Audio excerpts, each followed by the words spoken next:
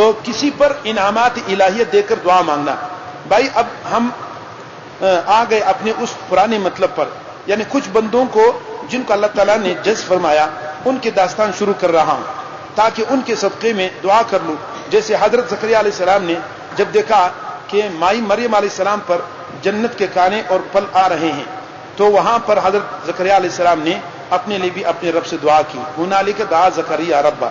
تو آپ نے بھی اللہ تعالیٰ سے دعا کر لی کہ اے اللہ جیسے آپ نے مریم پر فضل فرمایا مجھ پر بھی فضل فرمائیے، بڑھاپے میں مجھے اولاد دے دیجئے.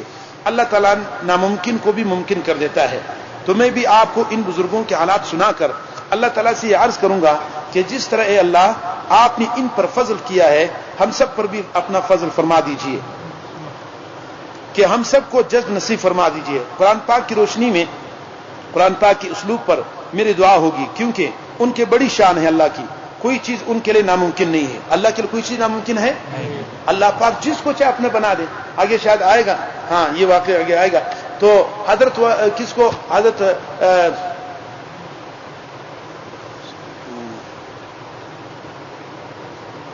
بشر حافی رحمۃ اللہ علیہ، تو بشر حافی کو واقعہ شاید آگے آئے گا. وہ عجیب انسان تھے، میں نے آپ ساتھیوں کو سنایا تھا. ایک عام سا آدمی ہے، عام بلکہ کیا ہے ایک گناہگار سا آدمی ہے، شرابی آدمی ہے، شراب پی رہے ہیں اور جا رہے ہیں اور کیا ہے اپنے کام سے راستے میں چلتے ہوئے اللہ کا نام کسی کاغذ پر لکھا ہوا ہے اور وہ کسی نالی میں ایسے کوئی گندی سی جگہ میں پڑا ہوا ہے. جب اس نے دیکھا تو اس کو خوف آ گیا، حالانکہ شرابی آدمی ہے، کوئی کیا نہیں تھا. اس نے دیکھا کہ اوہو اللہ کا نام جو ہے ایسے گندے جگہ میں پڑا. اس نے فوراً اٹھایا، اس کو صاف کیا، دو کیا اور چوما اور عطر لگایا اور سینے سے لگا، آنکھوں سے لگا کہ اللہ تیرا نام جو ہے ایسی جگہ میں پڑا ہوا ہے، آپ میرا رب ہے. اس کو اٹھا کر بڑے احترام والے جگہ میں رکھا. اتنا عمل کیا. اب یہ کتنا عمل ہے؟ یہ کوئی مشکل عمل ہے؟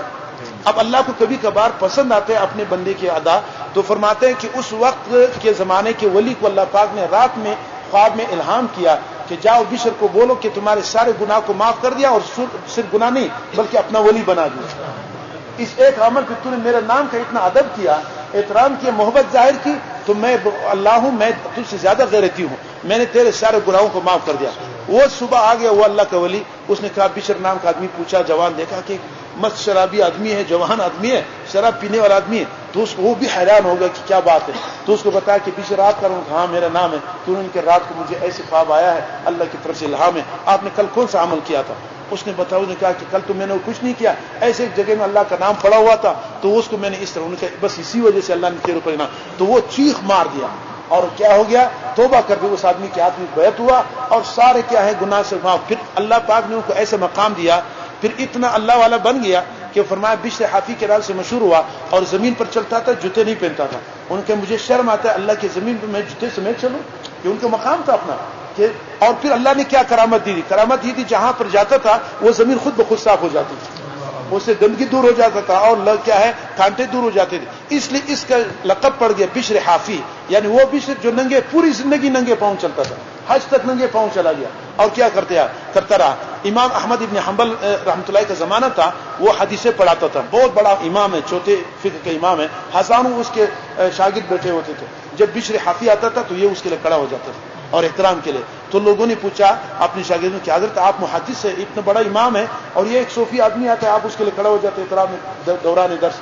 تو انہوں نے کہا یہ اللہ کا عالم ہے، میں کتاب کا عالم ہوں. اتنا کیا وہ احترام کرتا تھا، وہ بھی اللہ والا تھا.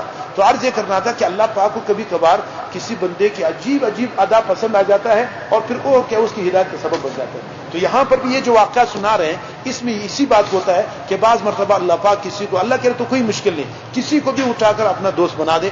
تو لہذا یہ موقع ہے کہ اپنے آپ کو، اپنے ادا کو اللہ کو دکھائیں.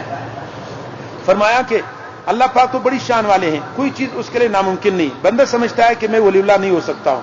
بعضوں کے حالات اتنے خطرناک ہیں کہ وہ سمجھتے ہیں کہ ہم سے تو گناہ نہیں چھوٹ سکتے. یہ بالکل شیطانی دھوکہ ہے.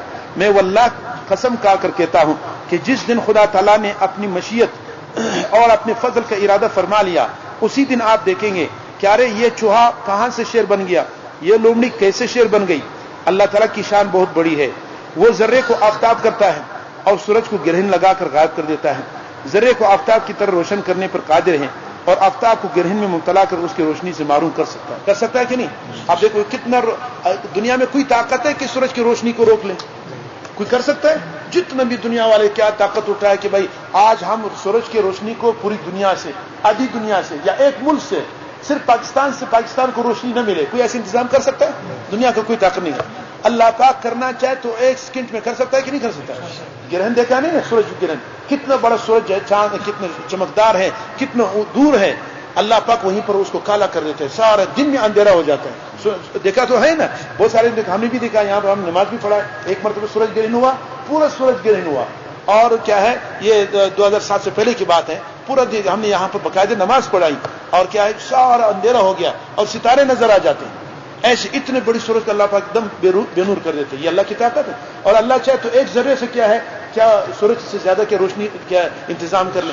تو اللہ تعالیٰ کے لیے کوئی چیز ناممکن نہیں، نہ کوئی مشکل ہے. وہ خالق مالک ہے، وہ متصرف، وہ جب چاہے جس کو جیسے چاہے اس طرح کر سکتا ہے. تو لہذا یہ دل میں نہ لائے کہ ہم تو بڑے گناہگار ہیں، ہم تو بہت دور ہیں، یہ تو ہمارا کام نہیں، یہ بڑے لوگوں کا کام ہے، ہم کیسے اللہ کے ولی بن سکتے ہیں. یہ اللہ کے لیے کوئی چیز بھی مشکل نہیں. صرف اپنا کیا یہ دکھائے، اللہ سے دعا کرے کہ اللہ تو ہر ایک کو اپنا بنا سکتا ہے. اب یہاں پر ایک واقعہ آگے ذکر